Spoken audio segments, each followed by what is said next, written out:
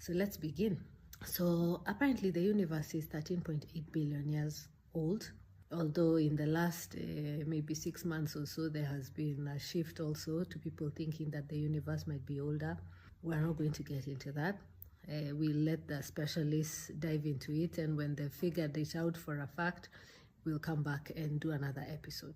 So the most accepted or the most popular theory about the origins of the cosmos is called the Big Bang theory. You may have heard about it.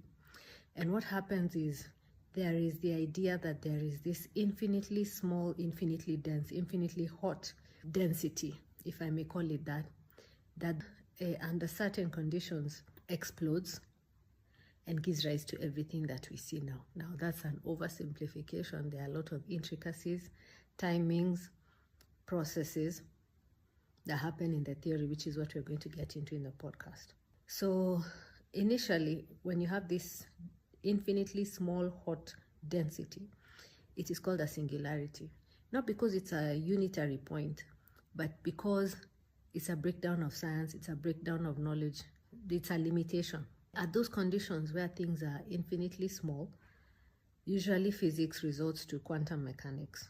So quantum theory is our understanding of how things happen at a microscopic level when you're dealing with particle physics and so on. You've dissected matter to its smallest possible unit. You're talking about quantum mechanics. Now, the problem with quantum mechanics at that stage of the universe is that things are heavily affected by a force, what was considered a force called gravity. Quantum mechanics does not take into consideration gravity, and so it cannot explain that state. The next thing we can look at is gravity. Gravity is that attractive force between two masses, and it has certain properties. It's proportional to the distance and the mass, and so on and so forth. Isaac Newton, you may have heard about it. So that gravity, that attractive force when an apple falls from a tree, is because of the pull of the earth on that fruit, and it drops to the ground. Quite straightforward. But then came along Albert Einstein and modified that theory to explain that gravity is not necessarily an attractive force. Classically, that's how it's been understood. But not only is it that attractive force, but rather it's the effect of a mass on the curvature of space and time. Now, that sounds very jargonous or difficult to understand, but listen to this example. If you have a trampoline and you drop a giant ball on it, so you know a trampoline is quite tight, you drop a giant ball on it, it's going to alter or warp the curvature of that trampoline, right?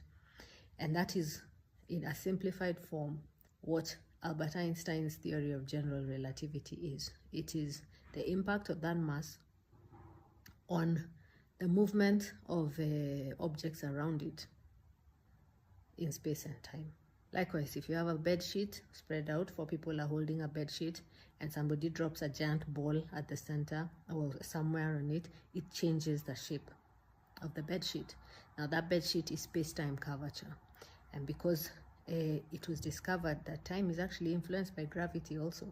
We don't have time to get into that, but the stronger the pull of gravity, the slower time goes, and the less the time of the less the gravitational force or pull there is, the faster time goes. So there's going to be differences in time based on altitude. So at the sea level, time is going to move different than, for example, at the mountaintop, at the Himalayas.